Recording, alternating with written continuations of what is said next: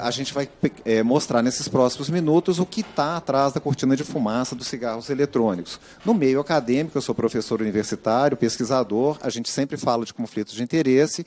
Eu trabalhei em algumas instâncias com um laboratório que produz remédios para DPOC, no viés de produzir materiais educativos para que os médicos aprendessem sobre essa doença. A própria sociedade precisa aprender sobre a DPOC.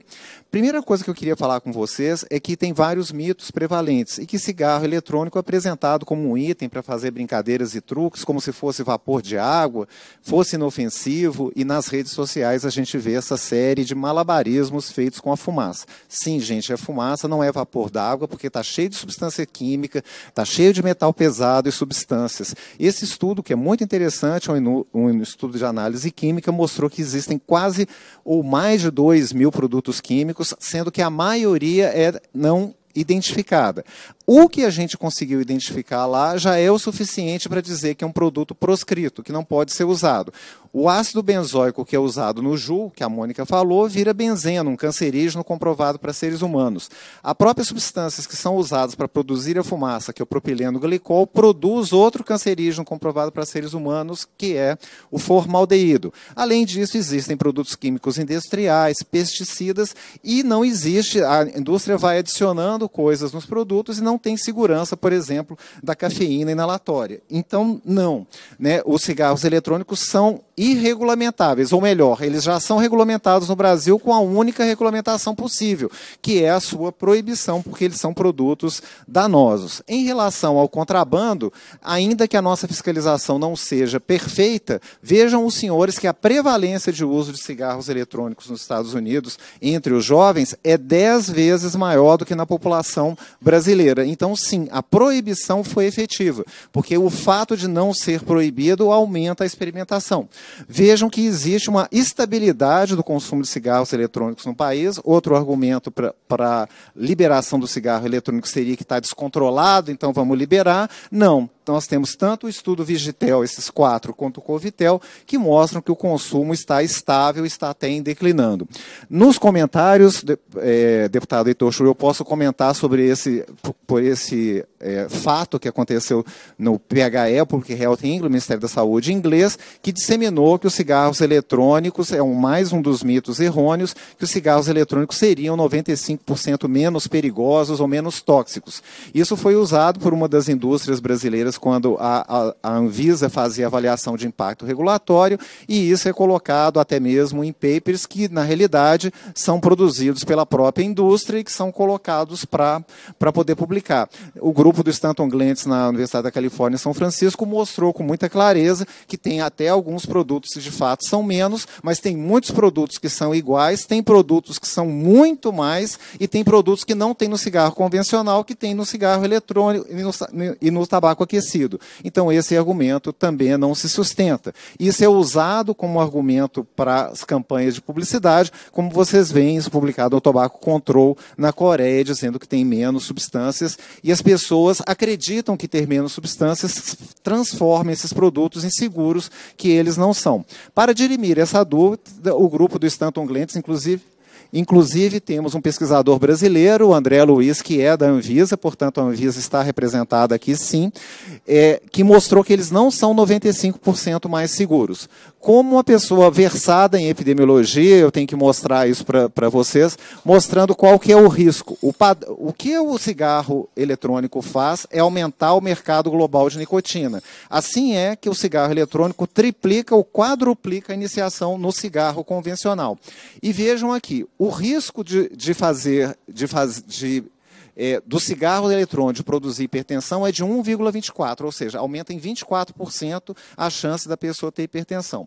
O cigarro combustível sozinho é 1,4, mas o uso mais comum é o uso dual. Então vejam que você soma o efeito dos dois produtos para produzir 66% mais risco de hipertensão com o uso dual, que é a forma de uso mais prevalente na sociedade.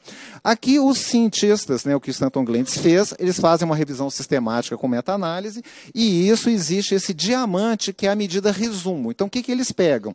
Deputada Gisela, eles pegam todos os estudos e fazem um tratamento estatístico. Quando quando essa linha passa pelo 1, significa que não existe diferença. Um número dividido por ele mesmo, o risco do cigarro eletrônico dividido pelo risco do cigarro convencional é igual a 1. Portanto, eles não são mais seguros. Eles têm o mesmo risco cardiovascular, de infarto, de insuficiência cardíaca, etc. E mais, uma coisa importante desse estudo foi mostrar que o risco de alteração, de disfunção erétil é 2,13 vezes mais. Então, é um novo produto que faz mais mal que o velho produto que já faz mal, que faz mal. Então, 2,3 vezes. O cigarro eletrônico faz muito mal para os vasos por causa da massa de partícula ultra fina que ele tem. E vejam esse estudo muito importante, estudo em Yannis. Então, o cigarro fazendo mal para o vaso, ele faz mal para o vaso da relação sexual, para o vaso do coração, para o vaso do cérebro. Então, vejam aqui. O que os pesquisadores fizeram aqui? Eles separaram no Yannis as pessoas que estavam usando cigarro convencional e as pessoas que estavam usando cigarro eletrônico. Quem teve AVC com cigarro convencional, em média, com 59 anos. E vejam, senhores, com cigarro eletrônico com 48 anos de idade. Portanto, 11 anos antes do que as pessoas. Então, o AVC é uma doença que dá muito impacto em termos de saúde. Até 2020, a gente tinha esse estudo que mostrava, né, no mundo da carochinha das indústrias, vai arrecadar 7,5 bilhões, que é um número inflado e não verdadeiro. 125 bilhões eram os custos em 2020, sem considerar os custos ambientais, para uma receita de 12 bilhões. Mas espera aí, nós temos um estudo mais novo, então a perda é de 1,8% do PIB e com a cada 15 minutos morrendo 5 brasileiros nesse estudo que eu publiquei. Esse dado foi atualizado em 2022 para 153,5 bilhões de prejuízos causados pelo tabagismo convencional. E isso é uma subestimativa grosseira dos gastos. Aqui eu vou mostrar para vocês um estudo coreano que é muito interessante, a ciência desse estudo é muito boa, mais de 47 mil estudantes, DPOC é a doença respiratória pela destruição do pulmão pelo cigarro comum ou pelo cigarro eletrônico, mais de 12 mil, quase 13 mil pessoas fizeram espirometria e tinham lá 164 usuários duais, principalmente homens. Então, o que eles viram? Eles viram que o risco de desenvolver DPOC é de 3,5 vezes o risco quando você usa os dois produtos. Então, na parte mais velha da coorte, ou seja, as pessoas mais velhas, é 3,70, ou seja, quase 4 vezes mais DPOC. E as pessoas não conhecem, gente, a DPOC. A DPOC é uma doença que tem um impacto econômico extremamente importante. Em média, nesse estudo americano, as pessoas perderam 4,6 dias de trabalho nos 6 meses anteriores. A gente tem que pensar que a doença que mais incapacita é o AVC, mas a doença que está mais perto do AVC em termos de incapacidade é a DPOC, que causa mais problema do que as doenças cardíacas e o câncer. Um dos problemas vocês estão vendo nessa foto, essa senhora usando oxigênio, quando o paciente exacerba, e ele pode exacerbar porque continua fumando, ele precisa usar oxigênio, que é um remédio extremamente caro. Esse é um estudo que acabou de sair e que eu chamo a atenção de vocês. Mais de 196 milhões de dias de trabalho foram perdidos devido à DPOC no período de 2017 a 2022. Essa mortalidade tem a ver com óbitos precoces, como vocês estão vendo o número, afastamentos permanentes e aposentadorias precoces. Vejam que esses dados foram dados oficiais do governo e a maior parte dos beneficiários está em idade economicamente ativa, sendo que 55,05% dos beneficiários têm idade entre, pasmem, 40 anos de idade e 65 anos. E a duração, já estou acabando, e a duração média dos benefícios observados é de 10 anos. Então vejam que é uma doença que causa enorme incapacidade. Para quem quiser, o estudo está aqui, é um estudo muito bem feito, e as perdas da DPOC por ano são de 240 bilhões, gente, por ano. Então, cigarro eletrônico ser legalizado, ser vendido, é um absurdo completo e a comissão aqui não pode. Para quem quiser estudar realmente coisas de saúde pública, tem esse artigo que eu escrevi com colegas europeus. E se o Congresso Nacional quiser fazer alguma coisa realmente pela saúde da população, é fazer isso. Isso é um estudo que eu também participei, foi lançado há um mês numa revista de alto impacto, que é o Lancet Public Health, e a gente está estimando o impacto da proibição para a geração que nasce de 2006, 1º de janeiro de 2006, até o final de 2010. Se fosse proibida a venda de tabaco para essa geração toda, seriam evitadas 1,2 bilhões de mortes por câncer de pulmão. Das 2,9 que aconteceriam até 2085, a gente evitaria 1,2 bilhões. Então, o Congresso não tem que legalizar cigarro eletrônico, ele tem que nos ajudar a fazer geração sem tabaco. E, em conclusão, eu vou apresentar essas grades da SBPT. Esses dispositivos apresentam um risco significativo para a saúde pública devido à presença de substâncias nocivas, metais pesados, alta quantidade de nicotina e que gera muito dependente. A conclusão é a gente reafirma que a gente é contra qualquer liberação de cigarros eletrônicos e produtos de tabaco aquecível. Digamos não enfaticamente a comercialização de cigarros eletrônicos. Aprovar cigarros eletrônicos representa... O lucro é privatizado, gente, para as indústrias, e o prejuízo é socializado para a sociedade brasileira. 240 bilhões por ano por causa de DPOC no nosso país. Cancela o vape, deputados. Queria começar dando uma perspectiva que talvez a maioria das pessoas não tenha.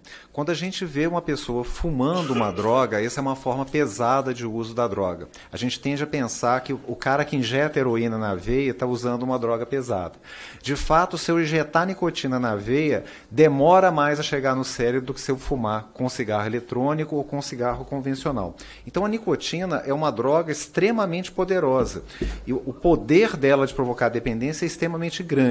E qual é a escolha que as pessoas têm depois que elas estão dependentes de nicotina? Apenas consumir um produto que os documentos secretos mostram que tem taxa de lucratividade muito maior do que outros produtos. Para quem não sabe, né, o cigarro é o segundo maior produto de êxito comercial no século XX, só perde para o petróleo em termos de lucratividade. Para o deputado que falou que é, né, uma coisa antiga, que não se sabe, ele não sabe que a nicotina não foi estudada por causa dos seus problemas. No cigarro não existem 4.700 substâncias, são 9.229, e todas essas outras, muitas substâncias foram estudadas, e a nicotina se simplificou, achava que era só a produtora da dependência. Existe acetaldeído, que reforça a produção da dependência, que a indústria cuidou para que tivesse no cigarro eletrônico, porque ele vem, e também no de tabaco aquecido, porque ele é derivado do propileno glicol e da glicerina vegetal. A nicotina tem sido estudada como um problema de saúde nos últimos 15 anos, mas só nos últimos 7 anos tem mais estudos. Só para citar uma coisa importante, existem as nitrosaminas, que são derivadas da nicotina, NNN, NK, que são altamente cancerígenas. Tem uma indústria que patrocinou, através da Smoke Free Foundation, um filme You Don't Know Nicotine, para disseminar esse mito que nicotina não tem problema. Só para tornar claro para as pessoas que não entenderam, a geração sem tabaco exige, né, é um pedido, né, a gente fez um modelo de simulação que mostra que se essa geração não fosse exposta a nenhum produto de tabaco, se evitaria 1,2 milhões de mortes no mundo inteiro, em 185 países, até 2085. Os custos são extremamente elevados, como a gente já viu do cigarro convencional, e para o vape vai ser mais ainda, porque a gente viu AVC em idade precoce, tem EVALI, né, o custo da DPOC que eu chamei a atenção. Eu achei interessante, só finalizando, deputado, a segurança jurídica que foi aclamada aqui, ou dita que tem, existem projetos desde 1999 nessa casa tramitando sobre o ressarcimento do usuário. Todo mundo sabe quem fabricou os produtos, todo mundo sabe que fumava cigarro X, Y, Z, e essas pessoas não foram ressarcidas, e nem o SUS foi ressarcido, né? A regulamentação de aditivos, como a Mônica e a Tainá falaram, é questionada pela indústria. Está há 15 anos a indústria consegue colocar aditivos para transformar o cigarro em um produto mais adictivo. Ou seja, vimos aqui durante a manhã inteira mais do mesmo. O lucro é privatizado e o prejuízo é socializado. Na hora que a indústria vai ter que pagar alguma coisa, ela entra na justiça e fica